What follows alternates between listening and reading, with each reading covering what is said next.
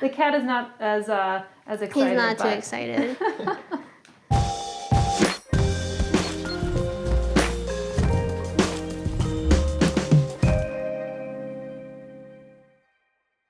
This episode of the Houseplant Home Tour on Plant One On Me is brought to you by 4th generation family-owned and operated Espoma Organic, which produces superior organic gardening products for both the indoor and outdoor gardener.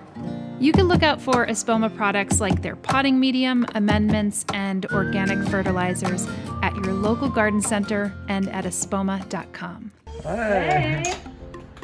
Nice to see you. Nice to see you there. Hi there. You got some philodendrons right here. I got my favorite philodendrons right here. I wanted to show that when people come in. Yeah. It's my philodendron Florida Ghost, they say. Yeah. And then this is the variegated version. I just really love the structure of it. For me, plants are all about the structure. And this has not only the structure, but you know, the texture and the red petioles. Yeah. So it has everything that I dream of in a plant. This one's also neat because it has this kind of yellowish green splotches, and then this one almost looks white, you know, on here. Yeah, each leaf comes out completely different. So Yeah. this is always a surprise. I also give it like a moss pole because I realized that will encourage the leaves to be bigger. So I'm really just trying to experiment with different things to make them happier. And I see you have one of those moss poles that you could increase the size of. Yes. Yeah. This one was too big, so I couldn't actually make a moss pole, and I didn't know how big it would get. So Yeah. these are tinier. Yeah. So yeah, I have my favorite plants over there. Yep. Here is my dining room area. And you get some actually decent, it looks like really nice gentle light. I mean, it is an overcast day today, but what kind of light do you get here? So right now it's a south-facing window. The light does get a little bit strong, so I have a filter over there where I have a lot of my plants. Because when I first moved into this place, so I moved in here around 8 months ago because of the pandemic. Yeah. Me and my partner were both living in a very small apartment and we needed more space. Yeah. So the perfect opportunity came when we found this apartment which had like south-facing window, north-facing window, and a skylight. So we were like, amazing. we have to get this place. So when I first came here, we came from like a very small north-facing window apartment. Yeah. And my plants were not used to this kind of a light. So all my Hoyas were getting burned. Before I even had furniture, I just like left them all here. And they all got burnt and crispy. And it took a while to figure out the lighting condition that was right for it. What I did was put like a filter on it, and that solved a lot of the issues. And is that just like a sticker that you put up on the window? Yeah, it's just a sticker. I think it's like a privacy screen for bathrooms. Yeah. I mean, they look great. I mean, this is a macrophylla, right? And Yes. Abovata. And then I have this Carnosa Jade and this Crimson Queen over here, and it's actually giving me the sun-stressed pink leaves from all the light that it gets. Yeah, looks great. Yeah, I have some more Hoyas over here, Propagation. In the winter, they weren't really doing much for me. They were giving me these long runners. I think they really needed the humidity. Right. So it was just producing these long runners that went towards the humidifier. And only recently it started giving me these leaves that are coming out over here. Yes, it looks great. Yeah. I was just at a Phoebe's house, and her avocado was blooming, which is really lovely to see. Yeah, I saw. Yeah, Phoebe actually has like a peduncles over here, but I don't know if it'll do anything. Oh, I'm sure it will. I'm sure it will. Yeah. I also have these on a hanging macrame hanger because my cats love playing with these. These are like the perfect cat toy.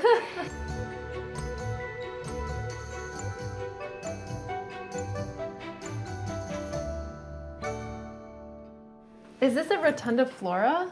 Yes. Oh, nice. So this I got at Nellie's plant shop in Williamsburg. I actually saw this in one of your plant tour videos, the lady who had 400 Hoyas. Yeah. I was like, oh my god, I didn't know there were so many Hoyas. And I remember seeing this one. and it kind of just started from there. That's the same one that I really loved, and I was like, okay, I'm going to look for this one because I liked how like almost rectangular the leaves were. And is this a squamiferum? Yes. Yeah. So I really love the shape, like the Florida ghost. So I like this one because it has the fuzzy petioles. And then your string of hearts right here. Yeah, so beautiful. This one I actually got from a friend. Caesar, he knew that my plant, I just killed one of my variegated string of hearts. And he was like, let me give you one. And I didn't know he was going to give me his mother plant, but he gave me his mother plant and he only kept the cuttings for himself. Oh my gosh, that's so sweet. I know, and I was like, I have to keep it alive. And since then, I just give it like the south-facing light and some watering, and it started trailing down. I just cut it back actually to make more cuttings. So he gave me this. He also gave me the regular one over here. It's amazing that your variegated one is so prolific and trailing, and the non-variegated, because sometimes the non-variegated ones grow a little bit more prolifically, you know? Yeah, that's weird for me too. And here, it actually started reverting back. I don't know what's happening here. Yeah. So I might just cut it back eventually to get more of that variegation. Right. But it's doing weird things. What You else have a do I really have nice little here? collection here. Yes, so here I have some of my favorites. This is my first plant purchase from 2021. I said I wasn't gonna buy more plants, but this was a steal. It's a Monstera albo, and I got it for $30. So I'm like, I have to get it because now these go for like a couple hundred. Right.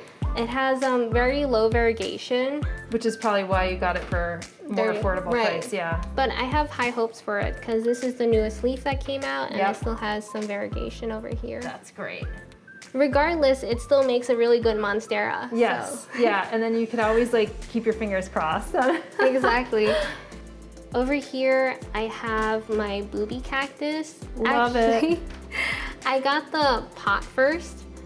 I was just trying to find the perfect plant for it because sometimes you get the pot first, sometimes you get the plant first, and for me it was the pot. And I've been searching for like the perfect plant, and I finally got it, which is this booby cactus. I love that that this planter is like just much more organic, and it goes with the organic nature of the booby plant here. Yeah, it's one of my favorites.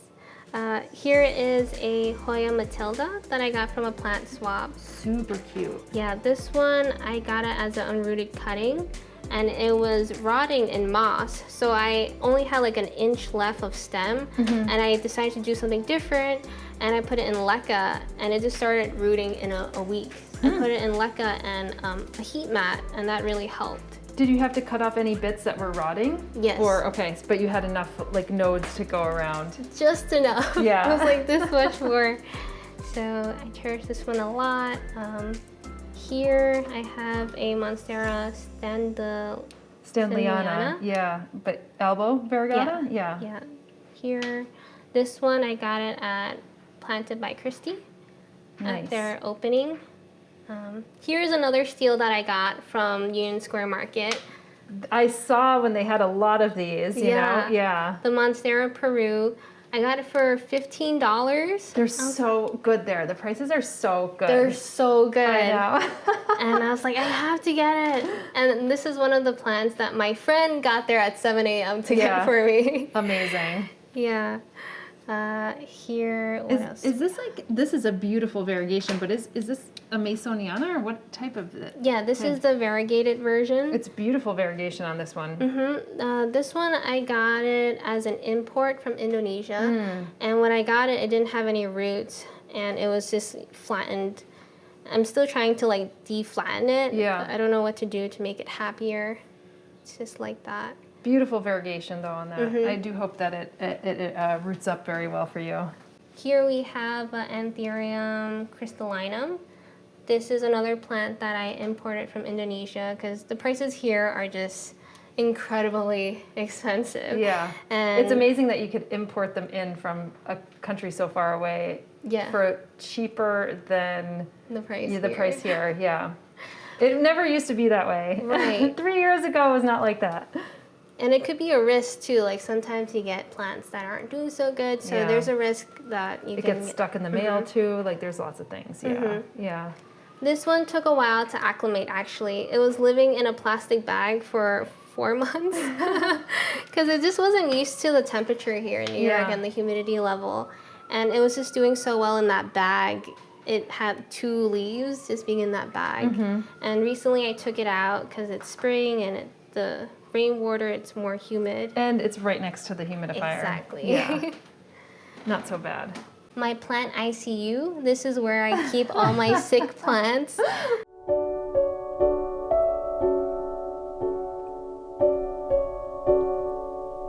It's very cheap way. I just have like a heat mat that keeps the temperature up, and then I have them in plastic bags, some water just to make them happier. Is this a varicosum hybrid? Or is it This is a glorious. This is a melanochrysum and gloriosum. Oh, okay, nice. Hybrid, yeah. Because it looks like a hybrid. It looked like half of something and half of the other. Yeah, this is a hybrid that I got as a trade. I draw cat and plant art. Yeah. And she really liked my art, so she traded me a cutting of her glorious with my art, and I was like, oh my god, I'll totally do it. And yeah, it lives in Lecca right now. She gave it to me in Lecca, and I just kept it here to make it happy. And this is the newest leaf that came out. Yeah, well, that's great. Yeah, before it wasn't doing so well. It might have to move from the ICU. Yeah, it's getting really big. Here I have some other plants that aren't doing so well. A little Rhaphidophora. I got it at a plant swap. A lot of my plants are from plant swaps. I would say 30%. That's great. Yeah, it's a great way to add to your collection and meeting people from the community. And I think like the spirit, you know, when you go to a swap is to just, you know, the spirit of the swap, you know, and now it's before the pandemic it was getting good because not everybody was bringing their pothos anymore. They were bringing more interesting plants. So you could actually get something of real value there too. Right, and they're all just growing their plants at home like me, taking cuttings, propagating them. I have this bag, which is my DIY greenhouse. It just has some plants that weren't doing so well in the winter, because I think plants are really resilient, and even if it's up to like a stub, it still has a chance to bounce back. And this is what happened to one of them. This is a little silver sword? Yes, this is a silver sword that kind of freaked out during the winter and just kind of died back. So this is actually part of it. The other part is in my living room. Yeah. And I just kept it here throughout the winter. Siltepecana? Or? Okay. This is another cutting that died back in the winter. This one is Philodendron silver pastizanum. Ooh, wow. I've never seen that one. Yeah, this one is like the pastizanum, but it has these silvery streaks to it. It almost looks like a mame, you know, like with the silver streaks. Yeah. Yeah. Beautiful. And has a new leaf coming out here. Wow. So, yeah, I was just waiting for the spring to make them bounce back. I guess it just goes to show you that a little TLC and, you know, a little faith, and you get your plants back. Have you had any challenges with any type of pests? Fungus gnats, actually. Okay. I just had some fungus gnats. I have some mosquito bits and also yellow fly traps to get the adults. Yeah. But other than that, I've had also spider mites on my caletheia that I just treated. Okay. So how did that go? It's okay, I'm still monitoring it, but it's just like checking the leaves all the time to make sure, especially in the spring, they all kind of just bounce back. Yeah. Here are some plants that need a little bit more light. This is my fiddle leaf fig. This one was actually part of another plant that I have over there. Yeah, right there. It's actually the first plant that I bought when I moved out of my parents'. It looks like it started all over again. It started all over again. When I moved here, it just freaked out. I was thinking of all these ways to save it, and before all the leaves came out, I took a cutting of it, rooted it in water, and I now have this plant and also the mother plant. Well, that is really smart. I mean, they are plants that in my, time of having fiddle leaf figs do not like to be moved. At all, or even bumped or touched or anything along those lines. So yeah, and they show signs right away, like one leaf drops and then they all start dropping at once. So when I moved here, the heat was too strong. Like I have a perimeter heat over here, and it just didn't like that at all. But yeah, I kept it just in case, and this happened in the last 2 weeks. At first I thought it was like weed or something that dropped inside. I was like, wait a minute, it's making a comeback. And it's actually interesting because I notched it on the top to encourage growth. Yeah. But it just started growing on the bottom for some reason. Fantastic. I mean, hey, it'll grow how it wants to grow. So you might even be able to eventually just remove this if there's no life in it. You know what I mean? You might be able to just cut it off, and then you'll have this and no one will know any different. No one would ever know this happened. I love also just the aesthetic of this. Did you paint this at all? So it's like this kind of like light beigeish peach color, and then you have this terracotta color with these cool, I'm assuming DIY. DIY terracotta saucers. Yeah. So yeah, this is actually the original color of the walls, and we were almost about to paint it white just to make it like clean, and then we were like, wait a minute, it goes really well with all the terracotta that we started putting in. So we started incorporating more terracotta and the arch and also the light pendants, because we were looking online and we saw some like terracotta lights for $200. We were like, wait a minute, we can do this with saucers. And we were really happy with how it came out. And then so did you paint the inside of the saucers? Yeah, so there was a lot of trial and error. At first we only had the saucers, and then when we turned on the light, it was too dark. So we painted it white so that it would reflect light down onto the dining table. Amazing. So how much in all did it cost you? This one cost about $30. I think the light was like $25, and then the saucers were just things that we had lying around. Yeah. So it was around like $30 to make it. Fantastic. Just goes to show you like what a little scrappiness and ingenuity could get you. Yeah. And I love that you have like the rope, the rope twine, because it just gives it a really nice soft feel. And then you have all your terracotta lined up, and it seems like you're a connoisseur of terracotta pots. Yes. Terracotta is just like, I love the aesthetic of it, and also I tend to overwater. So the terracotta just soaks up everything, and it just makes sure that my plants don't die from my overwatering. And you're wearing terracotta lipstick. Yes. My favorite color. This one is my first philodendron. I got this also at the Union Square Market. Oh my gosh. So like, plant swaps in Union Square Market. I can see where you go. That's where you get all the good stuff. This one, I got it very tiny. It was just in like a 4-inch pot, and it's been with me for 2 years now. And I was just really drawn to the structure of the leaves. It's just all about the lobing. The lobing, yeah. It's great. And it's one of those ones that kind of like grows outward, so you'll probably eventually need to move it from the door, or else you're going to be like moving around it. Yeah, this basket helps too because it keeps all the leaves upwards, or else it would just be sprawling around. Gorgeous. Some of my propagations that I started doing. And you're taking advantage of the Skylight, I see. Yes. Yeah. So the Skylight here, we've been thinking of putting plants here for a long time. And we were thinking how to do it. So we found like a pole, just like a shower pole, and we just started hanging plants here. And because it's a shame that the Skylight is like in the walkway. Exactly. Because you're like, oh, I can't really put plants on the stairwell. But you found an ingenious way to be able to do it.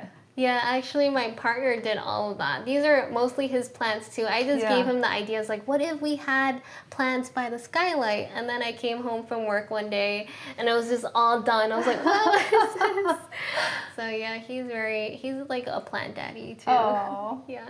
That he got from the Flower District, the string of bananas. String of bananas, yeah. It's a beautiful one. And I think because it's getting light from down, like it's not going bald on top, you know, it has a really nice full head of leaves up there. Yeah, it's reaching up to the light. Yeah. He got this for, I think, $25. He came back, he's like, I got this for such a good steal. It was only $25. I'm like, yes, this is really good. So he's learning. Honestly, I think that, you know, these grow so long. I think out of all the curios, this is a Curio radicans, I think it is. This one, to me, is one of the easier ones to grow because you have like those string of beads, you know what I mean, which everybody always has trouble with. But these grow the longest, so maybe eventually with the stairwell, it'll be like hanging down to the stairwell and you'll be able to like touch it. Yeah, that's what I'm hoping for. We'll see. And that air plant is just like another plant that's easy to, you know, maintain while it's up there because it is pretty tough to reach all the plants. So I just try to put plants there that are easy to take care of. Yeah. Or you could get like a watering can that has a really long nozzle. Yeah. This is my main living room area. Is this where you work as well? It looks like a little workstation. Yes, this is where I work as well. When we first moved here, this is actually the first thing that I ordered online was my plant wall art workspace area. Originally, it was supposed to have more books and more art, but naturally, the plants took over. Now it's just a plant wall. It was multifunctional at one point. Exactly. And then it became unifunctional. Exactly. And now I just have like a humidifier, grow light. It's just all plant stuff now. Well, this is a really beautiful and interesting collection here, and it's like very well curated. So why don't you take me through some of these? Here we have my 3 musketeers. They're my heart-shaped plants that I also imported from Indonesia. At first, it took a while for them to acclimate. This leaf that came out, this was very small and there was a rip on it because it just wasn't used to the humidity level of my apartment. And then now it's a lot happier and it's giving me this bigger leaf that's even bigger than the ones that it came with. And is this a gloriosum? Yes, this is a gloriosum, and I'm just so in love with the texture of it. It feels like velvet. And that's also the same with my Anthurium clarinovium. I just love touching the plants. And are you growing this completely in sphagnum, or do you have just sphagnum on top? Just on top, because I realized that it loves a little bit more humidity. So I just sprinkle sphagnum and make sure it's damp. And yeah, that actually helped with this new leaf that's coming out right here. That's great. It took a couple months for them to acclimate, but they're getting used to this apartment. Same with this Philodendron pestizanum. This is not velvety, it's glossy, but it gives like a good contrast to the other two. And it's giving me a new leaf over here too. Oh, that's nice. Look at that. Just in time. So we also have Golden Dragon. I love this one. I saw this in your care video, actually. That's the first time I saw it. I was like, I need it in my collection. I love the name. I love how it looks. It has all the structure that I need. I don't know I really wish I knew the parentage, but I don't know if anybody knows the parentage. If anybody knows, let us know in the comments. But it's exquisite. I love the shape of it. Yeah, I just love the shape of it. And it started waking up over here too. There's a new leaf that's coming out. Nice. So that took a while too. I've also noticed that just in general, I've seen some gloriosums that are like a lot lighter in color. These plants look a lot darker green, and maybe it's because you have it in your northern windows that they have. It seems like they're pumping out a little bit more chlorophyll. Maybe. You know, yeah, because even my golden dragon, the one I have under my grow light, it's like up close to the grow light. Yours is much further down, but it almost gets some of it actually gets a little chlorotic because of the light. But the ones that grow further away are a darker green, so it's really nice to see that yours are the darker green. Yeah, it doesn't give me that variegation on it either. Yeah. It has like one tiny speck. Oh, I see. So yours is like actually a slightly variegated one. Yeah. Interesting. So maybe that's why they do seem a little bit darker. Yeah. But it looks great. I mean, with your decor and everything, it kind of it's a nice matchy decor. Where did you find the pillows? I mean, even this one, I think I forgot where I got it online, but it took a while to find these pillows too. They're perfect. They're perfect. Right next to it, I have a red queen. That's beautiful. Yeah, I got it because of the name. Like, I got the golden dragon, I have to get the red queen. Is it supposed to be red? So it's actually the back that is red. Nice. It's very subtle with its characteristics, but I love it a lot. Beautiful. Yeah, I haven't seen it in other people's collections. I have not seen it either, no. Right? I don't know if it will change or become a different shape when it's mature. I'm thinking like, when I think of the red bottoms, I'm thinking like the Mexicanums, the subhastatums, but I've never, this must be a cultivar that, again, really wish to know the parentage. So if you know the parentage, let us know. Yeah. This one also has the red back. The Ataba Poense, yeah. This one also has the red back that I love. This one's actually very interesting because I'm co-parenting it with a friend of mine.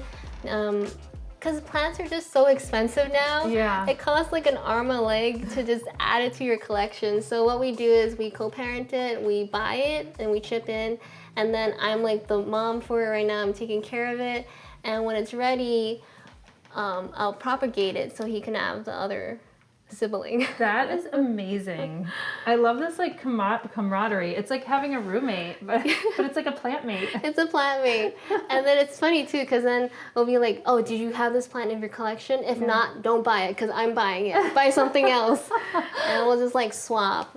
Like, we have like almost identical plant collection. Oh my God, that is just so, I mean, yeah, like we were just discussing, like 3 years ago, it was not hard to actually get any of these plants. And with the, you know, this drive to have more plants and different kinds of plants, especially aroids, you know, it's gotten to be a much more expensive hobby.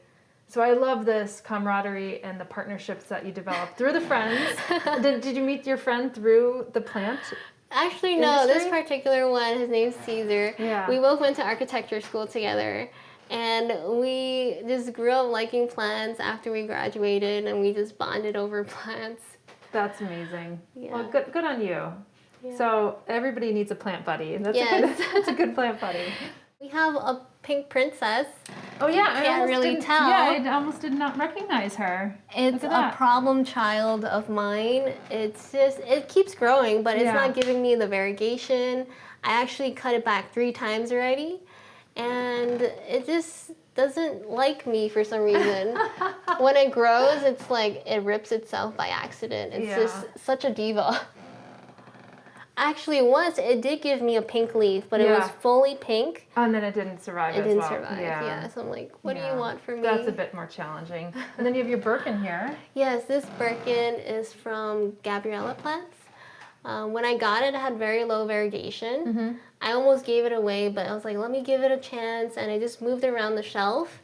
And I really love this spot right next to the grow light. It started giving me these pinstripe variegations. So do you think the grow light helped contribute to the pinstripes? Yeah, definitely, because before, this is how I got it. Yeah.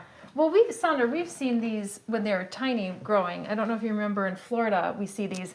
And they don't even start off with pinstripes, remember? They start off like almost completely green, and as they age, they get the pinstripes too. Yeah. This one actually gave me a baby that I gifted away too, and that was completely green. Oh, interesting. So I wonder if like it eventually, as it ages, it'll start to get the pinstripes. That'll be cute. Cool. Here's your other silver sword, right? Yes, this is the other half of my silver sword. Long story, but I got this during the lockdown, and it was stuck in the mail for 2 weeks. And when I got it, it was just 2 leaves left, and I didn't have soil for it because of the lockdown. So I just kind of borrowed soil from everyone else. It was in a takeout container for the longest time, and finally it was doing well, and it just started waking up again.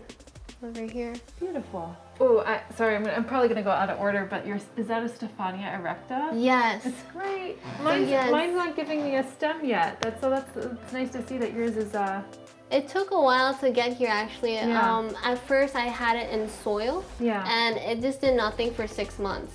So I changed it into leca. So right now it's actually in leca and a self-watering pot. Yeah. And then I put it on the heat mat to kind of mimic the environment that it would be in, and that woke it up. That's great. Really good tips. Yes. And actually what happened was that when it sprouted, my partner snapped it because he wanted a closer look at it. I was like so devastated.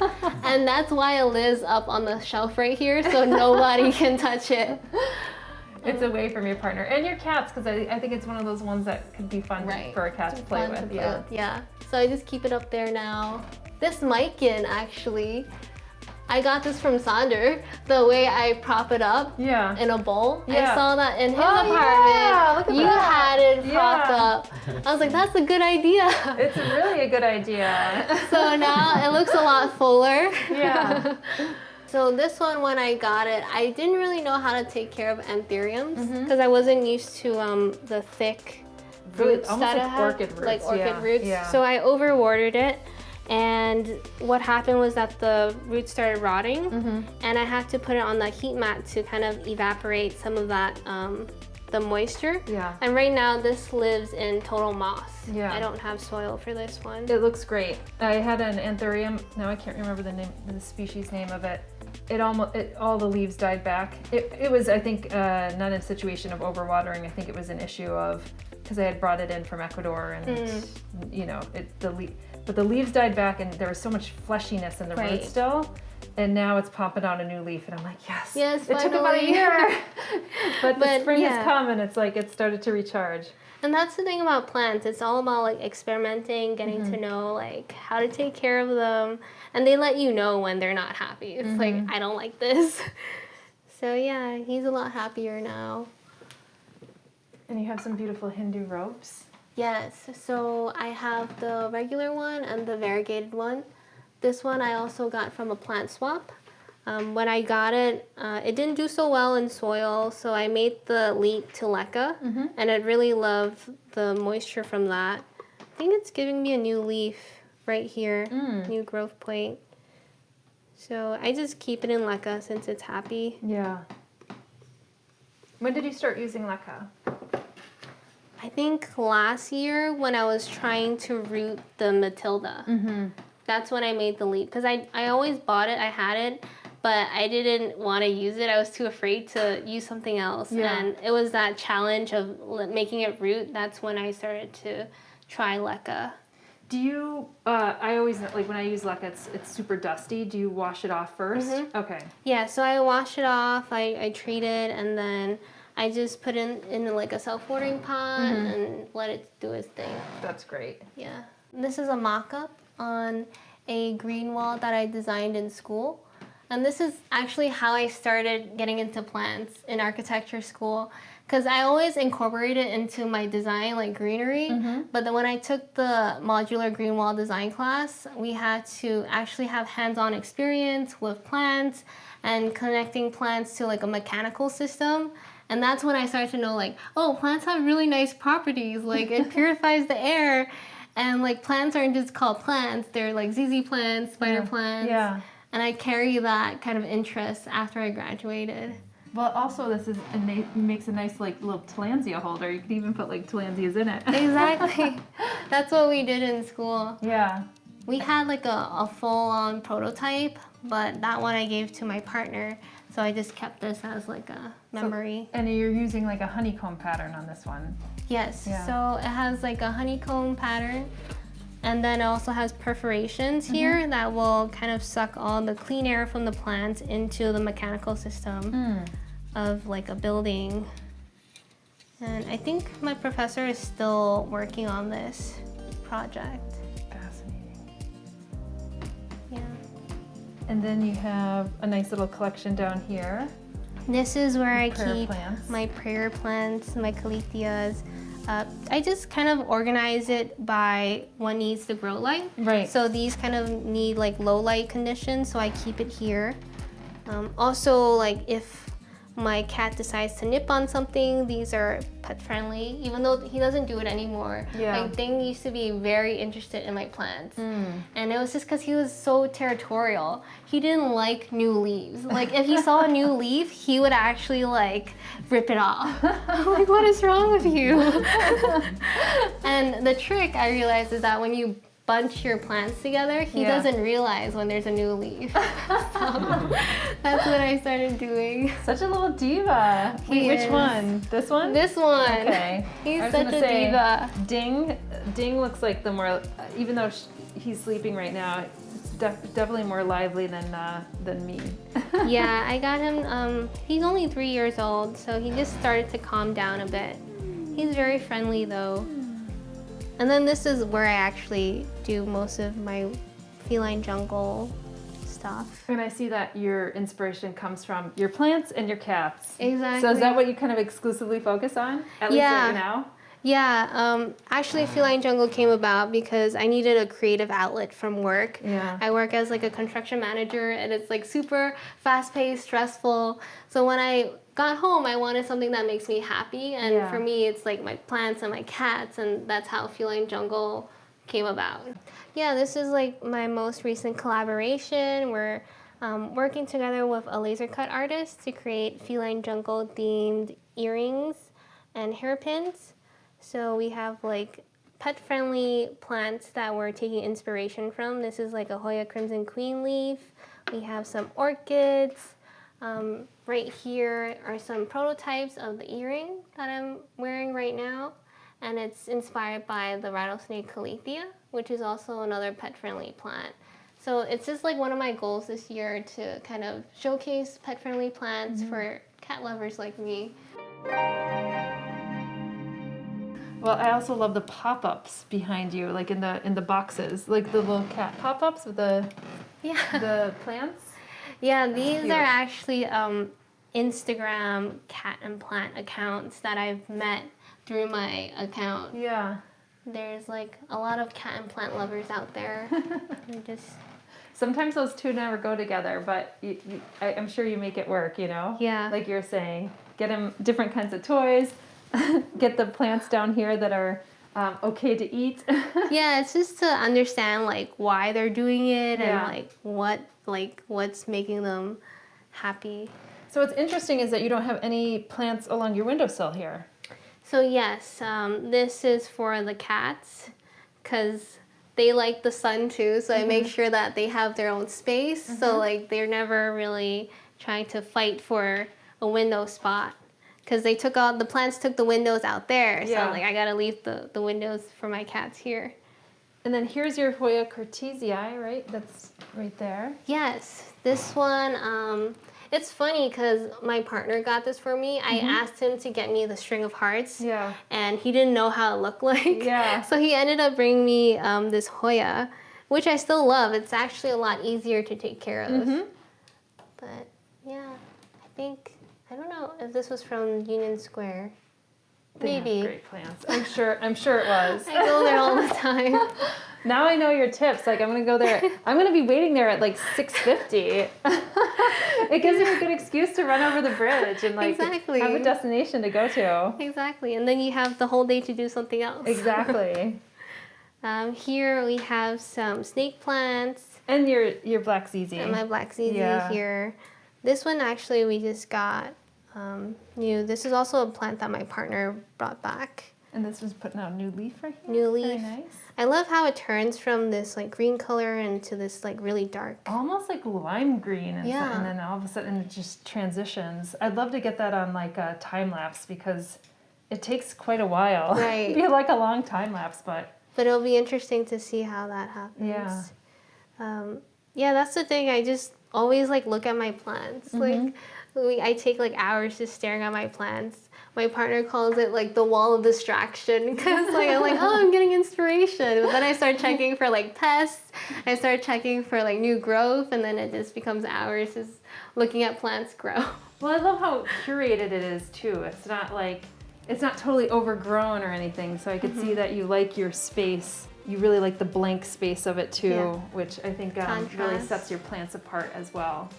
Well, this is fantastic. I mean, I absolutely love what you did. I love the color patterns here. Thank you. The DIY and the plant tips. So yeah, this is really lovely, Vionna. Thank you so much. Thank you so much for coming. I've been wanting to see you for so long. Can't believe it's like in my house. We made it happen. Oh my gosh! Look at it! I know you love Kippy. Oh my god, it's a Kippy! Look at how cute! I'm gonna cry. And I know you love peperomias. Yeah. So I just drew us a bunch of peperomias. Oh, that's so beautiful. Thank you. I'm gonna cry because I think of Kippy all the time. Remember. Never found another chicken like Kippy. Oh. Yeah. Yeah, I know how much you love Kippy, so I'm like, oh, draw Kippy for you. Oh my god, thank you so much. That's so cute. I really am appreciative of that. Of course, of We course. should do more chickens. Maybe. Chicken jungle. Chicken jungle. That's Chicken so jungle. good. Yeah. Oh, it's perfect. It's That's the first time I drew a fantastic. chicken, so. She's good, and she even has the flop top, like on her comb right there. Yeah, she looks like it. Yeah. Plants are powerful healers, particularly as we start to garden and build in a routine with them. If you'd like to read stories from the community of self-care through plant care, then check out my latest book, How to Make a Plant Love You: Cultivate Green Space in Your Home and Heart. It's available worldwide in 7 different languages, and you can also pick it up as an audiobook on audible.com. And if you're seeking greater understanding and tactical skills when it comes to plants, visit homesteadbrooklyn.com and check out our suite of courses, from Houseplant Basics to the Houseplant Masterclass. We've also partnered with Espoma to provide need-based scholarships to the Houseplant Masterclass, so you can find out more information about how to apply at houseplantmasterclass.com and homesteadbrooklyn.com. Usually he's a jerk, but today he's being really calm kitty.